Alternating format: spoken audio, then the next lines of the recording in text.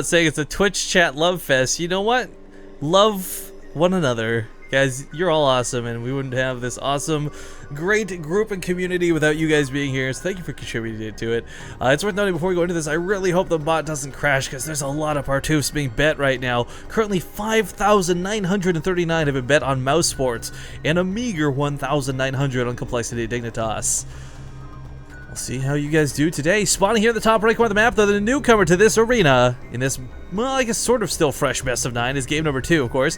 Currently 1-0 in the favor of Dignitas over Mouseports, but representing Mouseports, the Red Terran, HeroMarine. And his opponent in the lower left, representing Dignitas, but also Complexity Dignitas, the alliance between those two teams. In the Easter Team Story Cup, the blue Zerg player, up 1, Tefel. So if you guys are unfamiliar with the format, maybe it's your first time hearing the VOD or tuning into the stream, it's worth noting this is only a best of 1 between these players. That's why there's no score displayed anywhere. I've been trying to get scoreboards up here, but like today I was really flustered and I didn't get a chance to set that up, so I'm super duper sorry. But a best of 9 between these two teams. However, best of 1 between these two players. And that really does change the dynamic of this up quite a bit. Some people love the all-kill format, some people hate the all-kill format.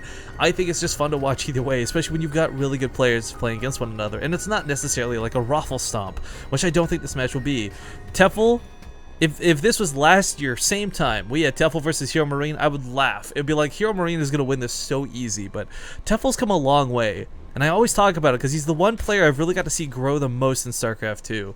He's been consistent with weekly cups, playing in tournaments to represent his teams, qualifiers here and there. And while he still hasn't hit the jackpot and pulled a Stardust and won like a dream hack out of nowhere, what's really nice is we've got to see him improve to the point where he's beating players like Stardust, where he takes Europe by his I guess bare hands and is one of the few players to constantly beat Koreans on a regular basis. So I wish him the best of luck versus HeroMarine, but HeroMarine's TVZ is something somewhat unmatched, I would say. He's really, really good. Actually, I wouldn't say unmatched by enemies. I think it's safe to say Daishi has got some of the best European TVZ out there, but HeroMarine is also very, very good. Man, I'm trying to remember if it was Vortex back when they were both on, was it Lucifer? No, Lucifer?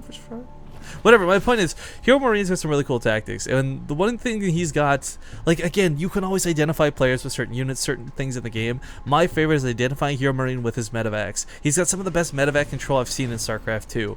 And that sounds a bit silly to say, because you're like, well, how do you see medevacs? You don't stim a medevac, you don't boost it to victory or defeat, and, ooh, Tefel actually playing a little bit on the greedy side here, not having gone for any links, but just droning like crazy, relying on a queen to hold off the Reaper. Not at all unfeasible by any means. In fact, he almost loses it to those drones. That would have been nasty. But going back to the point of the medevacs, like, when I say the term hot pickup in StarCraft 2, guys, you won't really truly understand what that means until you see HeroMarine pull out some of the crazy stuff that he's been able to do in the past. Again, my favorite moment with this guy, well, actually, I wasn't sure if he was going to go back in before he healed. I was going to say, that's crazy. My favorite moment with HeroMarine was seriously, this is why I'm trying to remember if it was Vortex or not. Gosh, my brain is not working this morning, but on Star Station, this is a while ago, his third base was getting massacred by banelings, and rather than panic, he puts all of his SCVs behind the mineral line, leaves one on hold position, and uses the medevacs to pick up the rest, and he saves pretty much every single one of them. And this all happened in the matter of like less than a second, so it's really cool that to watch a player like him, as young as he is, of course, too. But enough fawning about these guys. Video concussive shells on the way, and this is actually not a strategy you see too often in TVZ. In fact, I think Liquid's Bunny is the only other player I know who goes for these sort of more aggressive Terran openers. HeroMarine did not follow this up with the factory, guys. He didn't even go for a fast medevac or banshees or anything like that. This push is meant to just kind of catch Tefel off guard with his pants down. And for a player who's playing greedy the way he is, with the Roach Warren only just starting and no Zerglings having been made this game, just purely drones and queens, I think this is going to catch him off guard for certain. So here's the two ideas behind this. One, the concussive shells allows anything coming his way to be slowed. So let's say banelings are rolling in, right? Concussive shell, stop them from getting to your army, not a problem. In fact, it's not even going to be at bailing speed, if we're going to be quite honest, at the time this hits. But it catches queens on creep, it'll make sure roaches can't escape, it'll guarantee kills, basically. The concussive shell is like a snare that's just meant to not really crowd control so much as it is guarantee kills. Behind this too, HeroMarine's also getting a wall up. So like, let's say this fails. It shouldn't. Tefel still has no army to speak of, 4 roaches on the way. But if this push were to fail, he'll have a wall down, he'll have a bunker. He won't lose the game. So not playing this so risky. This isn't like high risk, high reward. This is like kind of cool push with decent reward no matter what happens, because he's guaranteed kills at this point. He gets some of the or the spore crawlers rather, or not. What am I saying? Crawlers? The creep tumors. Ugh. But he's going to go for a couple of the roaches that did just pop. And again, these concussive shells make sure that nothing can escape this force. Now, there's no stim pack here worth noting. It's only on the way. But still, the DPS without a stim pack from Marines and Marauders should never be underestimated. The roaches are getting a little further away. The drones being pulled is, I think, what really scared HeroMarine out of this.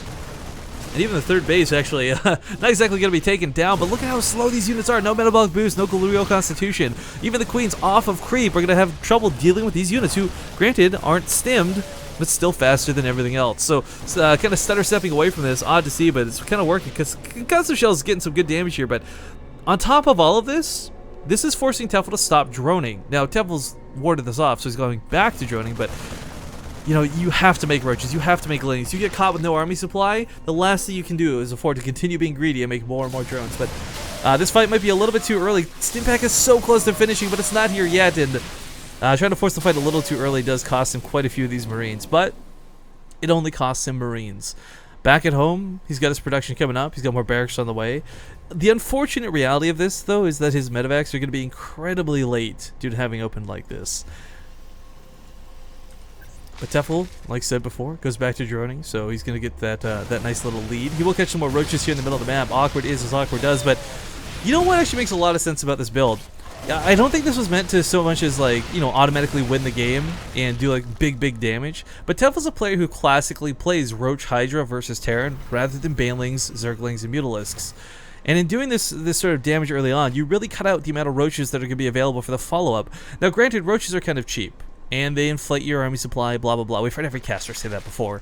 But the thing is, you need a lot of them to snowball into a position where you can fight a bio army. A stimmed bio army, even while low like this, can still take out so many of these roaches just due to their incredibly slow rate of fire. But Galil Reconstitution completes, and he can actually fight a little bit easier, but there's so many Marauders here, and this is going to deal a ton of damage. Even the Queen's going to get focused down. Medevacs should be out ASAP, but there we go, the factory did swap over. And that's kind of what HeroMarine's waiting on right now. He knows he can't engage preemptively. He's got to wait till he's got that little bit of extra support. But every time he takes a tussle, again, with the roach count being so low, and he scans this, I say low very tentatively, of course. 30 roaches is still a lot, but nothing compared to a Marauder stimmed with Marine support. Not to mention the medevacs that'll be right behind it. If Tefel decides to get aggressive and move out, this is a really risky move. He will catch this army in the middle of the map, but HeroMarine's got the watchtower, so he can back away from this if he wants to.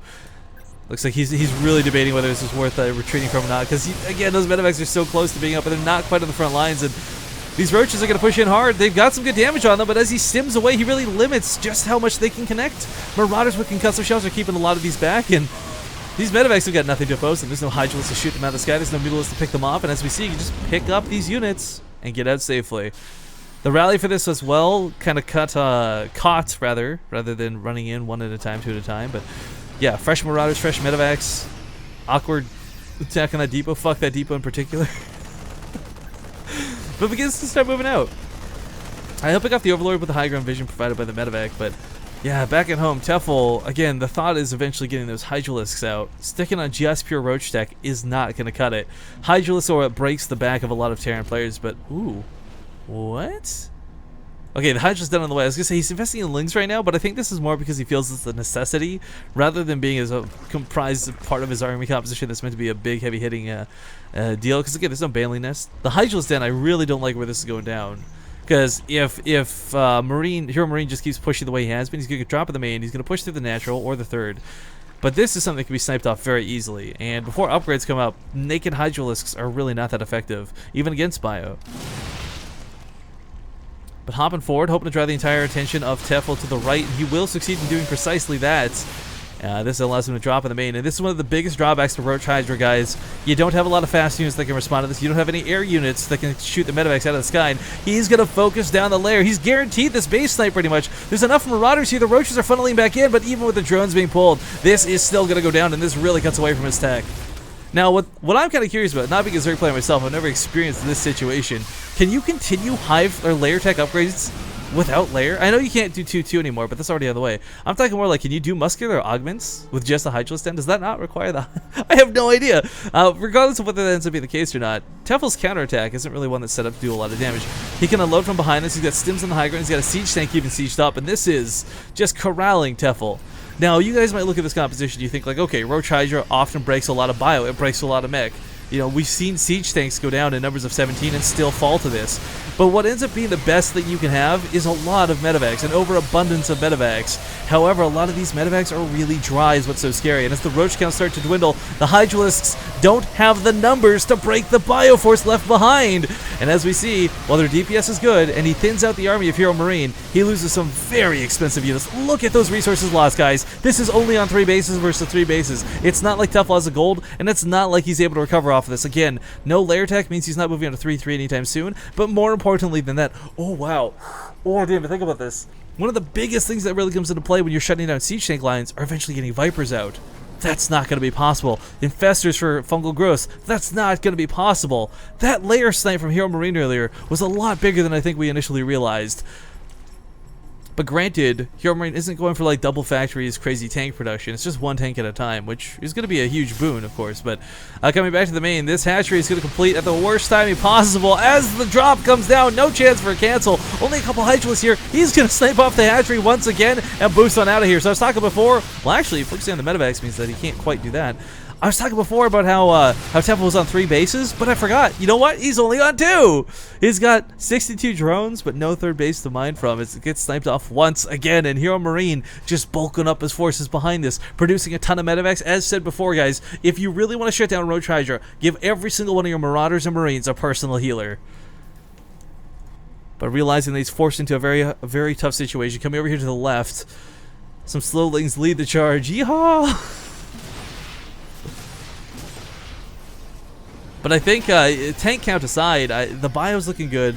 The level 2 weapon upgrades are going to be fantastic, but I just don't know if Tefel's got the numbers to actually take a viable fight here. There's too many medevacs. The siege tanks in the back just shelling away for a ton of damage, adding some splash, and Tefel's army is dissipating, and quickly. HeroMarine's going to take the game. GG is called, now tied up 1-1 between Complexity, Dignitas, and Mousesports.